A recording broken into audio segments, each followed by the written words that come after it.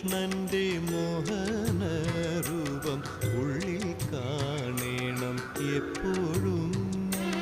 ഉള്ളിൻ്റെ ഉള്ളിൽ വാഴും കണ്ണൻ്റെ സുന്ദര സ്വരം കേൾക്കണം. ഉണ്ണികൃഷ്ണന്റെ മോഹനരൂപം ഉള്ളിൽ കാണണം എപ്പോഴും. ഉള്ളിൻ്റെ ഉള്ളിൽ വാഴും കണ്ണൻ്റെ സുന്ദര സ്വരം കേൾക്കണം. ഉണ്ണികൃഷ്ണന്റെ മോഹനരൂപം ഉള്ളിൽ കാണണം എപ്പോഴും.